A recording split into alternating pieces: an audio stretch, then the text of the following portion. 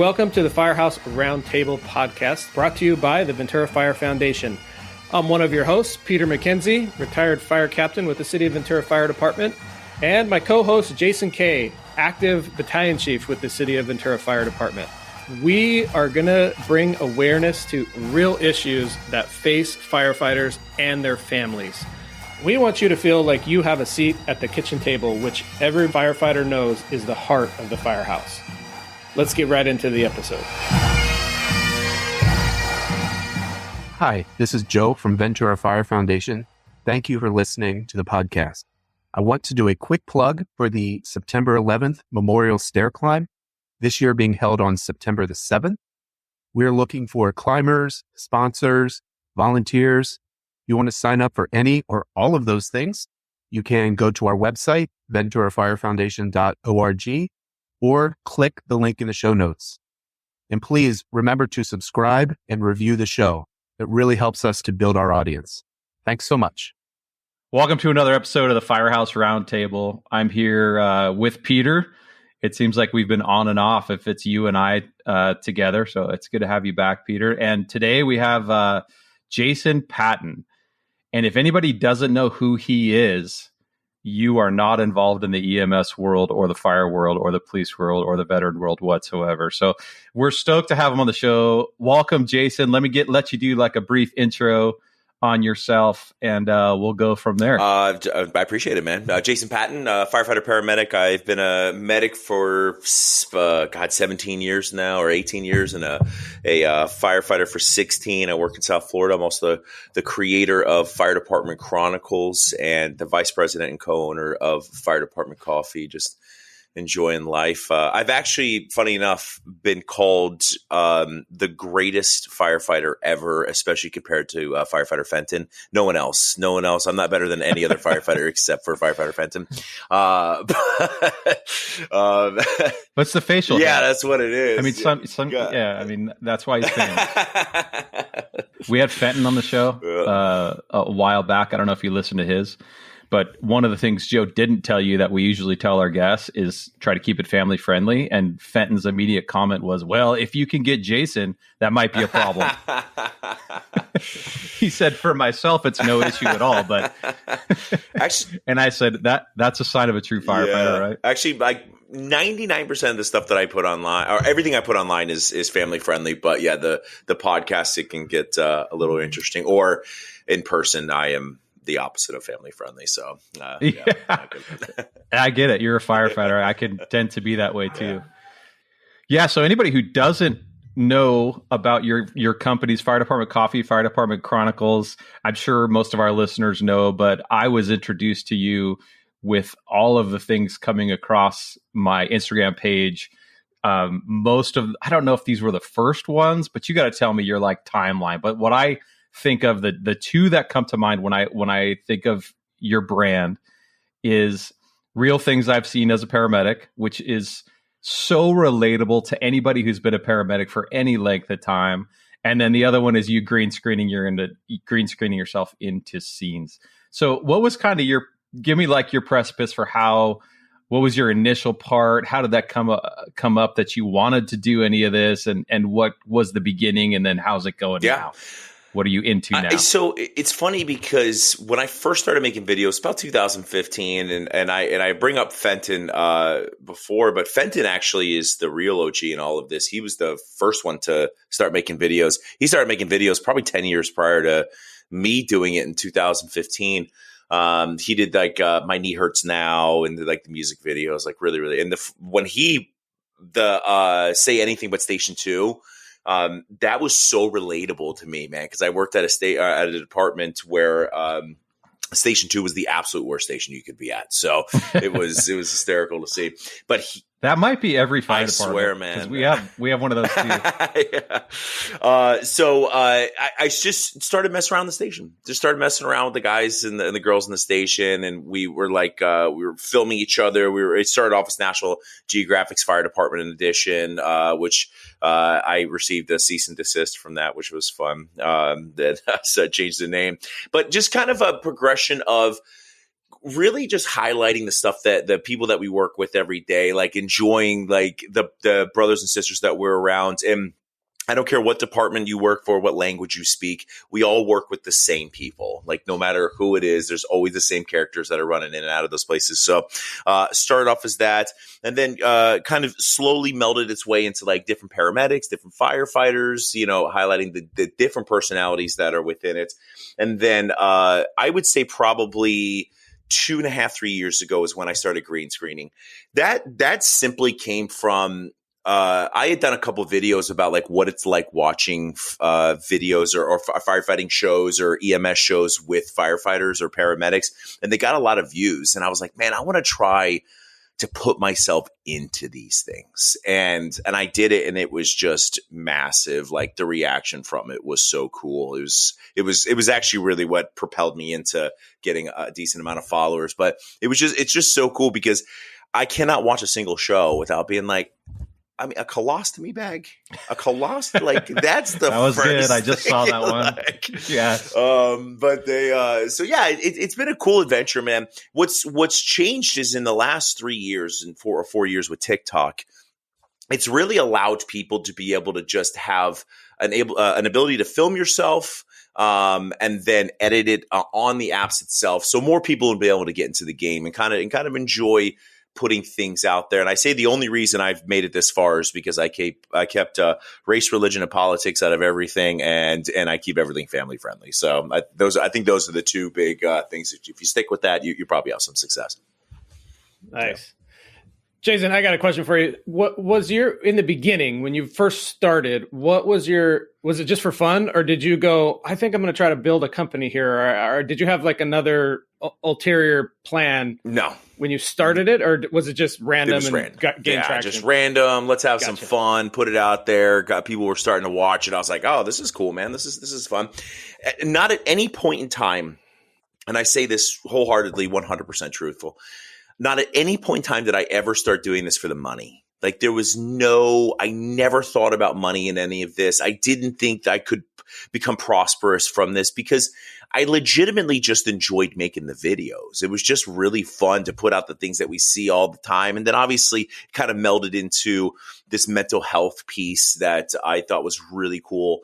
But yeah, no, never, ever, ever. So like, if you ever look back at the beginning of the videos, you don't see sponsors on there. You don't see me bringing up, hey, look at these new scissors I bought or I got, that kind of stuff. I never did it because I never wanted to. And then I got involved with Fire Department Coffee, and that was amazing because then I didn't have to because I got involved with a company that was very small at the time. Now, thankfully, we've been able to grow. But yeah, man, it's just been fun, and I've been able to make a little bit of money on the side from it. So it's been fun. Yeah. At what point did you go, there's something here, like this is a good time, this is great, but there's something here, like this might be viable as a brand, a business, whatever you want to call it? When did that come around? I don't think I ever actually had that thought, to be honest. I swear to God. So you're talking about the reason this show works is because I am like this serial guy who's like, what can I do for the guys? What can how can I work harder? What can I do more? And Peter's this serial entrepreneur. Yeah. Looking out for the next step, and that that you're seeing. It's funny you say that. Before we go any further, I have to take back one of the things I said. The first thing I saw you on, now that you reminded me, all of that National Geographic. We're not allowed to say those words anymore, right? Oh, you say. But the whole probably driver charger video. That's got to be one of your biggest, dude. That was so funny.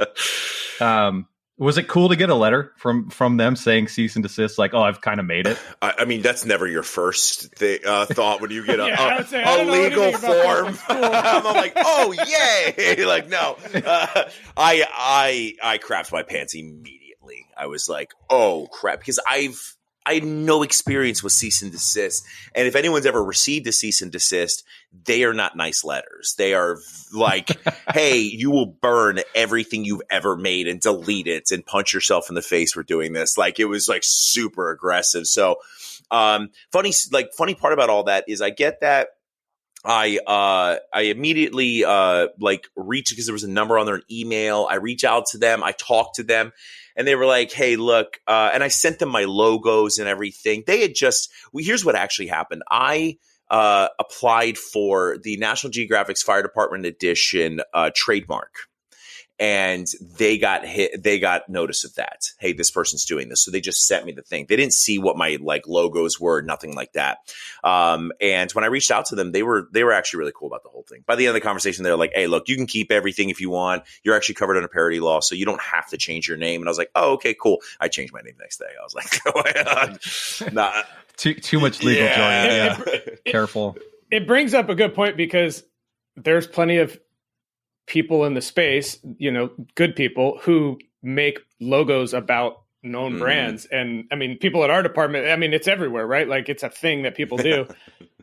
I don't know how many people have ever been actually gone after by the people that they're copying. But, yeah. I mean, it's a thing. Like, you can't, technically you're not supposed to do it, right? I mean, it's not. Yeah. And that's the thing, is it's like, people do it, and you can get away with it. My like logos weren't anywhere near what their logos were, and it was just the fact that I was using National Geographics. You can do whatever you want, like just like the First Amendment. Like, you can say whatever you want, but that does not mean you are going to be short of if there's an issue. So I don't know if you know this, but do you remember the guy? I can't remember the dude's name right now, but you remember the guy? There's no rules with claws. God, what is it? There's no laws with white claws. Did you ever hear that one? So no. Yeah, there was I cannot remember this dude's name, but very famous comedian. Like, one of his first videos, he comes out and he tells his story. He's like, "I come out with this thing, and it's all about white claws." And it, like, this video I think it's what like moved White Claw into the actual like stratosphere of selling everywhere. But he does this whole thing, and then he starts selling shirts that say there's no laws when you drink White Claws. So he sells all these shirts, and he tells his story. He's like, "Dude, I went from like $0 in the bank to like millions, like that, like in 48 hours or some ridiculous amount of money." Well, he got a cease and desist from White Claw. They're like, "Hey, you get none of that money. Like, you're going to give us all that." Like, I'm sure there was something that came, like they worked something out. But like, when he tells a story, you're like, God, it's just that fast. And I've seen sticker companies that just, they take other people's logos and they put their stuff on it. It's like, if they want to, man, they can make your life horrendous. At some point, when it creates enough money, now the CEOs and the business people of the bigger companies than some silly 4 or 5 firefighter company are going to take over. So that kind of brings me into your entrepreneurship that we touched on for just a second that Peter was talking about. So if this was never a thought of yours to make $1 or to become a business owner, now you have what? I know of 3. So I know Fire Department Chronicles. Is that a business? Do you make money from that? Meaning, do you sell shirts or stickers or something? We sell shirts and stickers and everything, but it's all sold through Fire Department Coffee. So, but yeah. Okay. So it's Fire Department Coffee, and then you have a CPR company also? Yeah. Is that right? So, Fire Department Chronicles, then, which I'll make a little money from that. And then Fire Department Coffee, I own that, and I'm the vice president, or I'm part owner of it. And then I also own a CPR company. But the CPR company, I swear to you, I don't have to do it anymore. It's not that big of a deal. So it's a comedy CPR company. It's I go in and I do stand-up comedy and teach people how to save lives, either teaching first aid or CPR. And I think I teach CPR more for just the joy. I just love standing in front of people who hate learning how to save someone's life and having them like peeing themselves halfway through the class. Like, it's just, I find so much joy in it. So I don't have to do it for the money anymore, but I genuinely just enjoy doing it. How has all of this changed you? Like, obviously most a lot of firefighters have second gigs, like in construction or something. And it depends really probably where you work. We see it less over here, but in certain parts of the country, it's more common. You're essentially an entrepreneur, a businessman now, and a firefighter, which is a unique place to be in. I personally was in those same shoes for different kind of business though. It kind of changed my outlook on like the whole thing. Like, how has it changed you? It's kind of a broad, obviously, question, but how has being an entrepreneur and someone who has other interests now that generate income changed your outlook in general of the whole world? I think so. I was a mechanic before I became a firefighter. So I knew what the struggle of like not making any money was like before I got into the fire service. Because when you're a mechanic, you work. If you're not working for like a county, you work off of what's called flat rates. So a car comes in, I diagnose the car. I say, hey, it's gonna be 1 hour of labor for me to fix this vehicle. If I can do it in 45 minutes, then I still get paid the hour. But if it takes me 6 hours, then I only get paid an hour. So I knew what it was like to work a week and only actually get paid for 5 hours or 8 hours or whatever it was. So it was very interesting to be in that piece of it. And then I get into the firefighting, and the department I currently work for, I started off at $36,000 a year, $8,500 when you got your medic. So I made $44,000 a year in South Florida, which if you know anything about South Florida, that is not a lot of money. So I was broke, and I've worked 2 jobs my entire life because of it. So I never built something from the beginning, though. And that has been really interesting, especially with Fire Department Chronicles. With Chronicles, I've had to make strategic moves, constantly understand how to change the way that I'm filming videos or introducing videos or whatever it is to keep people entertained at all times. I have a massive respect for people in any industry, and especially when it comes to social media, because people who quit their jobs and do that full time, they're psychotic. There's no way. I mean, dude, you are only as relevant as the video you posted today, because tomorrow they don't care about you anymore. And it's insane.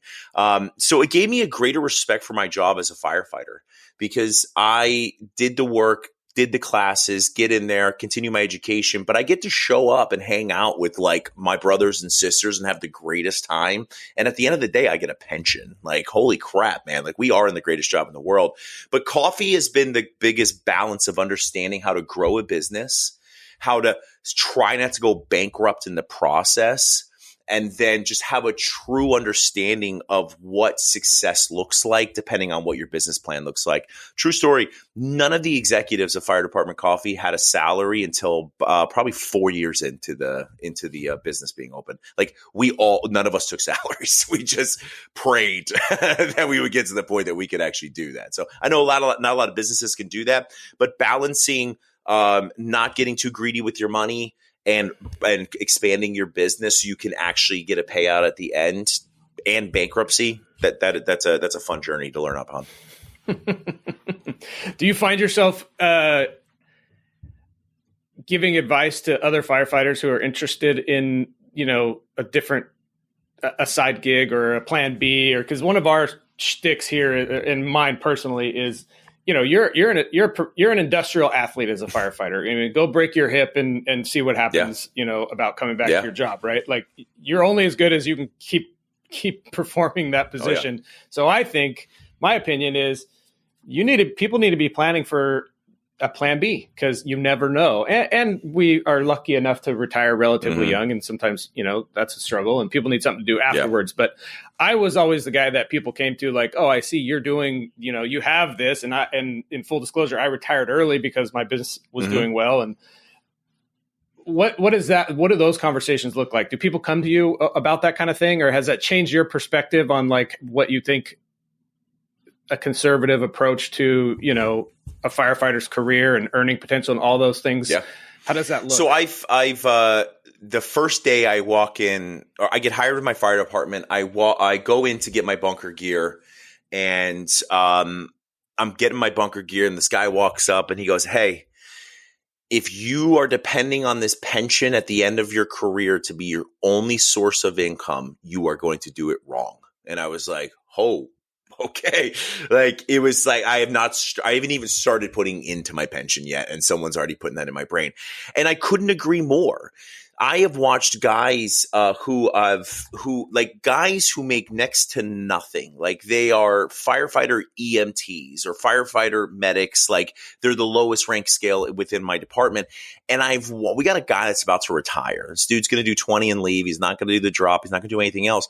And he's got, I think 2 or 3 pieces of property. He's got probably $800,000 to $1 million sitting in the bank that he's investing appropriately, and he drives a truck from like 1942. Like he has, and he's going to retire at 50 years old or 48 years old. He's going to retire so young. And he did that through deferred comps. He did that by not overspending. And it was just really cool. And then doing side gigs, lots of overtime, that kind of stuff. So I took that to heart and I said, hey, look, I don't know what's going to happen tomorrow. And, I'm in a city pension. If the city tomorrow goes, sorry, guys, we can't pay you your pension, like I'm screwed. So I want to make sure that I had something that was intelligent in its genesis, something that I knew I could grow and scale, but something that I could just kind of put money into as I was going. It's very hard to do that when you are working in a station where we all want to drive the biggest trucks. We want to have the biggest houses. Like I just bought my wife. I upgraded her ring. What the hell, bro? People are psychotic, man. So, but it's just, you're in this constant game of trying to compare yourself to other people. So I think if you can understand moderation throughout, but also understand like, hey, having a second gig will truly allow you to have the retirement that we all want, bro. Because if you retire with a pension of $10,000 a month, that's great right now. It will not be great in 15 years. So, yeah. Interesting. Yeah. I think as people get older, they realize that, and sometimes it's too late and whatnot. But that's awesome that someone hits you up the day you started. Like, I think that's, we've talked about that in our foundation, like laying it all out there for the firefighters, not firefighter nonsense that you learn in the academy, but like, this is how the game is played. Nonsense. You need to watch out for. I love that. Firefighter nonsense that's in the academy. That's what a retired guy says, Jay. Don't worry about him. Yeah. That's VES, real world stuff. What about your 401k? Yeah, we should have those discussions though, right? For the 25-year-olds that are coming in, because when you're 45 and you care, you don't have time anymore. No. You don't have time. You don't have the years left to be able to put in. So I have a question for you. Why coffee? Was it and number one, why coffee? But number two, how did you and Fenton get involved together in that project? Coffee, because cocaine's illegal. I'm not sure if you know that. Laxatives are though. Yeah. So, coffee was just happenstance. That is one of those things that kind of landed in my lap. I made the right decisions to actually invest in it, that kind of thing. And when we talked about in the beginning, I expected to make no money. My original contract with Fire Department Coffee was just a sweat equity agreement.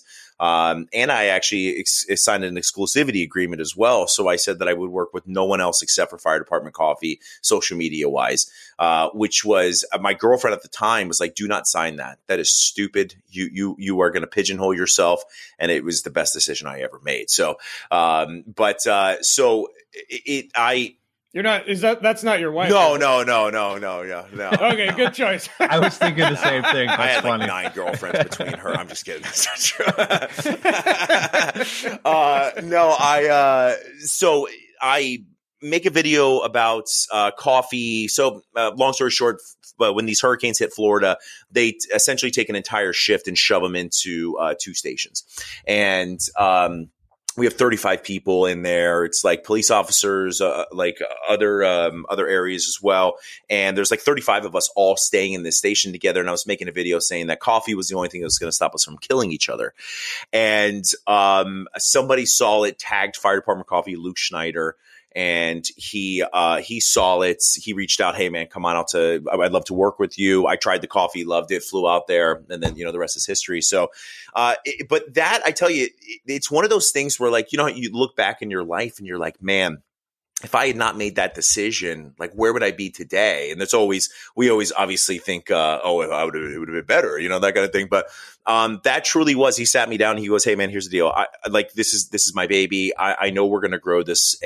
But I want to make sure that you are not posting for 16 other companies. So, it was a big leap, but it also kept my channel very, very clean. Like when you go on there, you don't see a bunch of stuff. I'm not posting for a bunch of companies. It's very, very simple. And it's allowed us to grow incredible engines within Fire Department Coffee that has allowed us to become profitable. Was it called Fire Department Coffee then? Was that the name of it? Is he a fireman? So he was a firefighter in Rockford, Illinois. He was a Navy firefighter, then became a Rockford firefighter. I think he had 12 years on, and he retired. Same thing as you. The business had just gotten to a point where it was like the CEO can no longer be running, because he works for a department where, depending on what station you're at, if you're on the ambulance, you're running 26 calls in a shift. So there was no more balance anymore. For some context, what size is the department you work for, and what does it run? What do you guys have boxes? Yeah, so what are your shifts? 4 stations. We run 24 48s. We average somewhere around 10,000 calls a year. Our engine was one of the fastest engines in the United States this year. That's the engine I just came off of. We were averaging 18 to 20 calls a shift, something like that. So, but we have 4 ambulances, 4 boxes, and then we have 3 engines and then a quint. 24/48? 24/48, yeah. Yeah, you got to get that changed. We were trying to go 24/72. We were trying. Yeah, I bet that's much better. We were going there. 4896s won't work, dude. You cannot. I don't agree with 4896s when it comes to like a department that you literally have a station who averages 4 calls after midnight. Like, that's just not. Yeah. So our department is actually going away. We are on a 4896, and we are about to stop doing it for some of those reasons you just mentioned.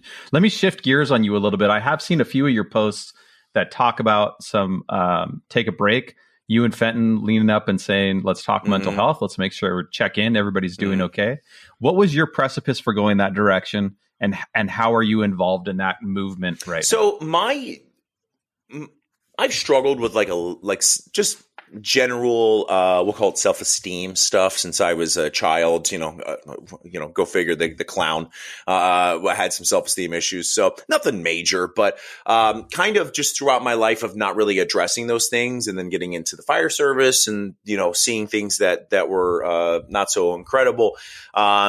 And then going through a divorce and having a very small child, and just, kind of revisiting the decisions that I had made in my life, I found myself in a really dark hole. Like, I always compare it to the record that keeps playing the same song over and over again, and it doesn't matter what you do. Like, I always said the worst part of my day when I was going through my depression was waking up, because I had finally had like a nice 8 hours or 6 hours of relief from what was going on in my head. And the second I wake up, the record starts again. So I just found myself in a bad place. And then, long story short, I always found relief after working out and after something that you enjoy with your wife. And I could not find that anymore. Right. And I was laying on the gym after working out, and I was like, I fantasized about putting a gun in my mouth and killing myself. And I felt relief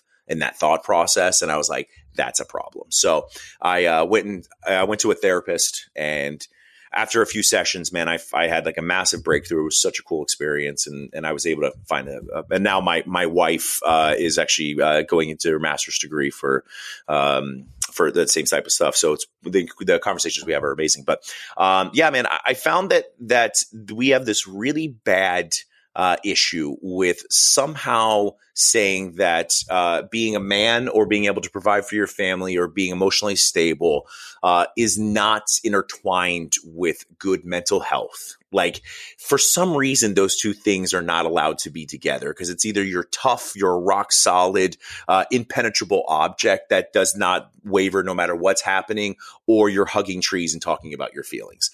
So I think I decided one day, I was like, there's got to be a better way to talk about this. So I started talking about it. I made videos. I do a few speeches a year now called How to Hug 101. And it is literally just the basics of, hey, man, talking about your feelings makes you a better person, makes you a better human, makes you more well-rounded.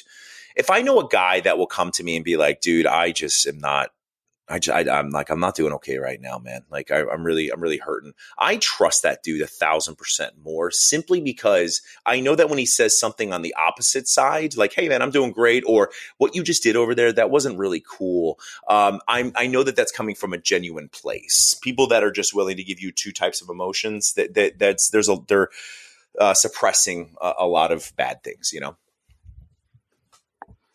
Yeah, that's really cool. Tell me what therapies you've found that have worked for you, or give our guys kind of some examples of what worked for you. Because we've had a bunch of guests on the show with different ideas and different things that have worked. What helped you? I heard you say worked out. What are some of the things that with a therapist maybe that worked? My therapist, was like, I went to probably 7 therapists before I found like the one. And it was this lady in her early 60s, and I know that she like ate peyote on the weekends, and like that's who this lady was, man. And there was something about her. When I would say stuff, she'd be like, well, have you thought about it this way? And I was like, oh wow, so it doesn't matter like who you, and I'm telling you, like, I cannot express that enough. Like, I'm a firefighter. I can take an engine apart and put it back together. I've literally been lifting on the same stage as they were doing the Olympic trials because I was an Olympic lifter. Like, I've done all the things considered to be manly,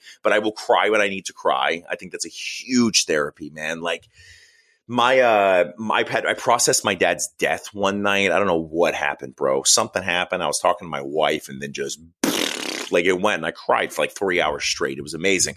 And the next day I felt like a lot better. But working out, I think talking connections with other people, doing this, like having normal conversations. And obviously if you need a therapist, go to a therapist, dude. There's ketamine therapies. Like, it depends what are you having like severe PTSD? Like, are you having flashbacks 40 times a day? Then you need probably something more than a good back squat sesh. So it just really depends on like what's going on. But sometimes, dude, I go for a walk in the sun, I get away, and then I kind of go from there. So yeah, advocate for yourself, do what makes you feel better. Like, you got to push forward, right? That's been what I've told guys, like, and what we've heard on this show, the guys who are successful and the guys who just kind of crumble down. It's, you got to find that pit bull or that drive to try to get you to move forward. Hi, I'm Austin Folk, an engineer with the Ventura City Fire Department. I'm also on the board of the Ventura Fire Foundation, an organization that supports firefighters and their families. The foundation produces this podcast as part of our mission. I worked with the foundation because I was witness to the help that it was able to provide to my family. The foundation needs your help.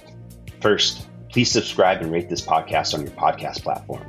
This helps us get a higher ranking and more visibility for the show. Second, if you support the podcast and the foundation's work, please consider donating. Every dollar helps us support firefighters and their families. There's a link in the show notes where you can donate through the website at www.venturafirefoundation.org. Thank you for listening. Yeah. So my dad passes away. I cried hysterically for 3 hours, and just, but the thing was like, I was able to process some stuff that I had gone through that I'd forgotten about, like my mom and how like hard my dad's death was on her, that kind of stuff. So just finding like the different modalities or different ways to get through stuff. But again, like the true connection between being okay with the full spectrum of emotions and then also being able to process those emotions, that connection to being like a well-rounded human, I think, is massive. They say like better interpersonal knowledge makes you better with intrapersonal knowledge. So like your skills, the more you're able to kind of regulate and understand your own feelings and process them and allow them to happen, makes you better knowledgeable when it comes to other people. So when they're going through stuff, you can allow them to go through it, maybe work through it with them, be comfortable with it. That's the biggest thing. People aren't comfortable with it. And then you're able to build stronger team members, which makes better firefighters, which makes better crews, which keeps people alive longer, that kind of stuff. Yeah, it seems like you have a passion for this. You can just tell the way you talk about it. What is the Fire Department Coffee's foundation all about? And is this tied in? Was it your baby? Was that there before? Just kind of go into that if you don't mind. So Fire Department Coffee is founded. They're experimenting with a bunch of different types of roasts. They come out with the Fire Department roast, the Fire Department blend. And that had a portion going back to sick and injured firefighters. So when I get involved, I said to Luke, I said, hey, man, we need to create a foundation, like the Fire Department Coffee Charitable Foundation. He's like, absolutely. So we create the charitable foundation. And then that has just, originally it was just a portion of sales going back. And then we would donate it directly to sick and injured firefighters. Our big thing with me is I'm not a huge fan of charities most of the time because understandably, they need to be able to get their name out there. They need to advertise and market and blah, blah, blah. Well, 90% of the funds are going to that and then paying people to run it. And then 10% is going to the actual people. For us, we're lucky enough that Fire Department Coffee is what funds the entire thing. So nothing goes to salaries. Not a single red cent goes to salaries. 100% of stuff that goes into that goes back out to the people that need it. So cash in hand, supporting a benevolent fund, so on and so forth. So when a guy needs money to go to treatment, we can help them out with that. When they need their mortgage paid for a month, we can help them with that. So we believe we're doing the right thing with the funds and hopefully helping people even just a little bit. Yeah, that's similar to what we do. I hate red tape, and working for the government, it's riddled with red tape. So Jason and I and a couple other of the firefighters started our foundation. It was, we are not the fire department. This isn't going to take 6 months to get an answer. Like, if you need your mortgage paid, let's get it done, or let's send you where you need to go. That's actually refreshing to hear. But it's all comes down to resources, and you're fortunate enough to have a revenue stream that you don't have to go beg, borrow, and steal like we do for our funds. Yeah, we've still found a way. So now we do the fire departments. We do the shirt and coffee the month club. So we find a department. Right now we're doing Kentucky. So we find a department. We create design a shirt and a coffee that's specific to them in their region, and then a portion of those sales goes back to their benevolent funds or whatever, the Cancer Support Network or whatever it is they're trying to support. So we like supporting benevolent funds because they have a little bit more of understanding of where the money needs to go. We're kind of just picking people randomly, but they may have 4 members that need it so they can divvy it up, that kind of thing. Well, maybe we need to have a deeper conversation offline, because our main thing about our foundation is our benevolent fund. Like, that's what all the work goes to be able to take care of. But I mean, it's not an easy business to be in, right? Like, begging for money is never easy. And a lot of what we do is off the backs of the firefighters. Like, our main source of funding is payroll deductions that the guys so generously make for us. But that never gets you. Those are like nickel and dime things. Like, we need bigger things. And we're working on some stuff that I think hopefully will gain some traction. But yeah. Hey, it's been an awesome time having you here. I appreciate all the work you're doing. I think, you're onto something, and I love to see that you're not there just like, how rich can I get? Like, no, you're giving back. You've done the foundation thing. As much as you say you don't like charities, you're obviously charitable. And that's awesome from my perspective. I appreciate it, man. No, this is a blast, dude. This is a different conversation than I typically have. So this has been really fun. I appreciate it, guys.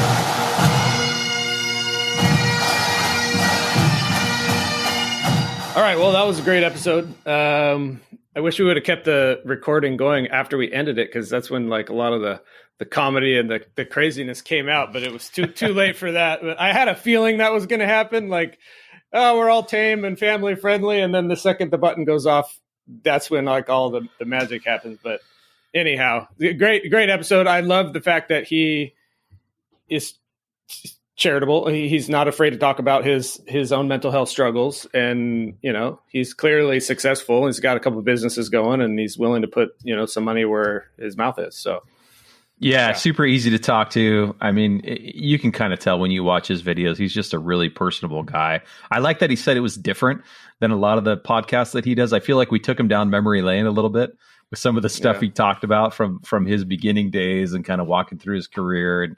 And also, I really like that he opened up about being in therapy, that he's cried, that like all that stuff is so good for people to hear, because he comes across as he's a big, tough guy. So it's cool to see that. Yeah, for sure. What do we got coming up? Stair climb. That's, our biggest event of the year, September 7th, stair climb. And upon recording of this episode, we just got news that Edison International is going to be the presenting sponsor at the stair climb. So that's super exciting. They partnered up with us. They're the parent company of SoCal Edison. So that was really cool that they were, they donated to us and they believe in our cause. So that was good to hear. Yeah, absolutely. September 7th, sign up. In the show notes, there'll be a link, VenturaFireFoundation.org. Yeah, don't be shy about signing up. Maybe it sounds intimidating to go do this stair climb, but it's actually not that bad. I did it last year. You can do it at your own pace. And, if you don't finish, it's not that big of a deal. And you don't have to be a firefighter or a police officer to do it. So if you want to come down, there were kids that did it. I was being lapped by these little kids. I was like, wait a second here. This is... So yeah, come down, sign up. It's getting bigger every year, and it's a pretty festive, fun atmosphere, and it's good to see everybody, not in work mode and kind of in happy, playful, let's do some good for the community mode. So, well, thanks for the show, Pete. It's good to talk to you again. You and I were both on finally together, another episode. Have a good week. We'll see you soon. Thanks, Jason.